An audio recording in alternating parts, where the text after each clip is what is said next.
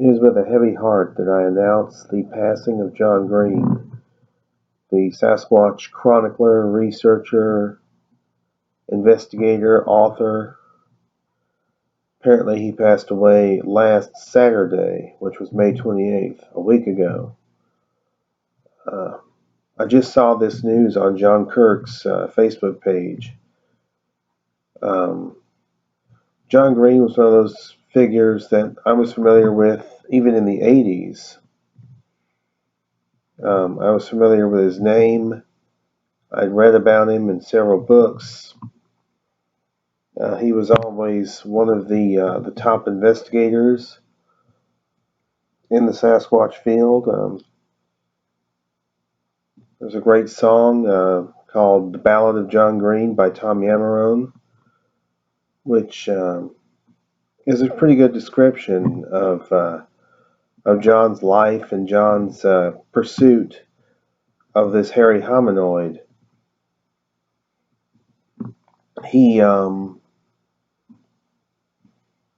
was a pioneer of Sasquatch research. You know, he didn't really believe in the Sasquatch until he went down to Bluff Creek in 1958 and saw the footprints. Just basically, his wife opens the car door and there's a footprint laying right there on the ground, right by the side of the road. And I remember John describing when he saw that footprint, or when he said to actually see them in the ground for the first time, that was a shock. That's how he described it. And John was a very kind person. He was set in his ways. He had his opinions, but it didn't stop me from admiring him quite a bit, which I did.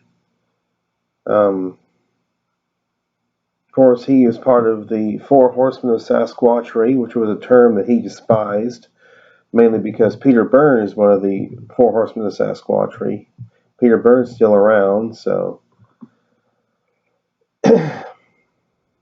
And John Green was never really a big fan of Peter Byrne, to be quite honest. There was always tension between the two.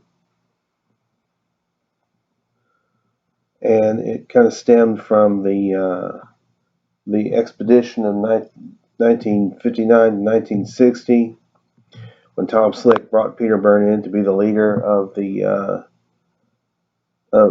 Pacific Northwest Bigfoot expedition, and John wasn't too happy about that. I don't think Renee DeHenen was either, but one of the great ones has left us. And I was so fortunate to have met John in 2011 at the Sasquatch Summit. And by the way, that was a name of the John Green tribute.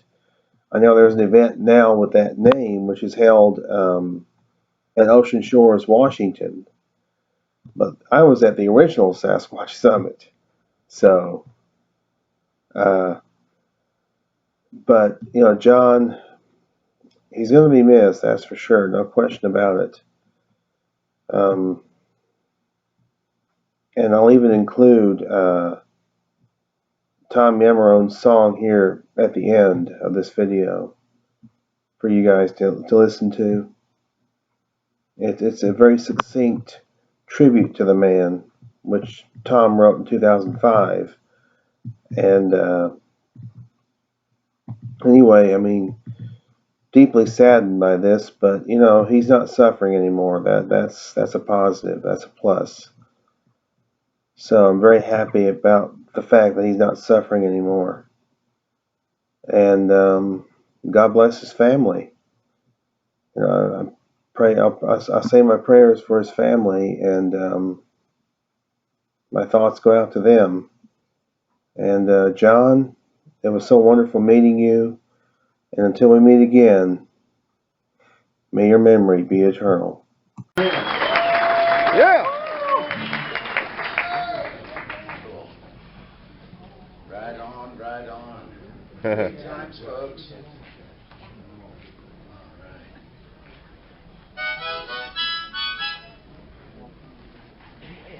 Oh, no, ma'am. Oh, you're fine. Thank you, Mom. Oh, PG.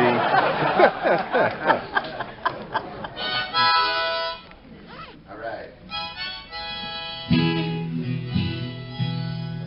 Well, all right. Jerry Crew came along, and then, as we saw with the letter from Bluff Creek, John Green came down. And Yeah. John Green's the man who, documented and wrote all about early Sasquatch events and occurrences, and so this is called The Ballad of John Green. Yes.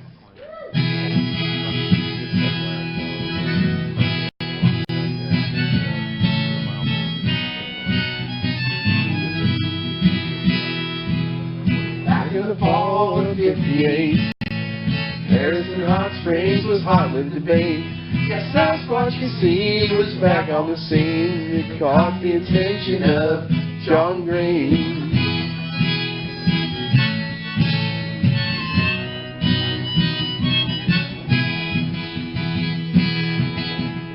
Morning leaders with a more it rang true. The story investigated, his interest grew.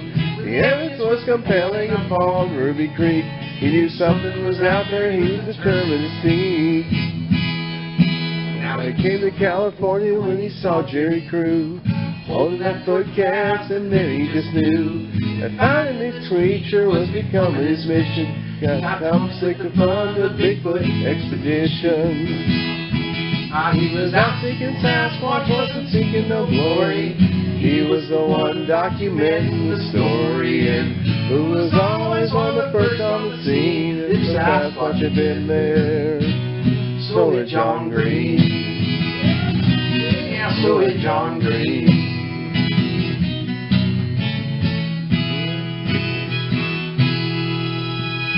Throughout the '60s, he stayed on the track, collecting the reports and sorting the facts. His database of sightings and his evidence increased, but he could never catch a glimpse of this beast. He was there when they screened that film from Bluff Creek. From down there that summer, found tracks on Onion Peak. The answer to this riddle was so close yet so fleeting, like the creature itself, but John was never retreating. He was out seeking Sasquatch, wasn't seeking no glory. He was the one documenting the story, and who was always one of the first on the scene. Well, if Sasquatch had been there, so had John Green. Yeah, so had John Green.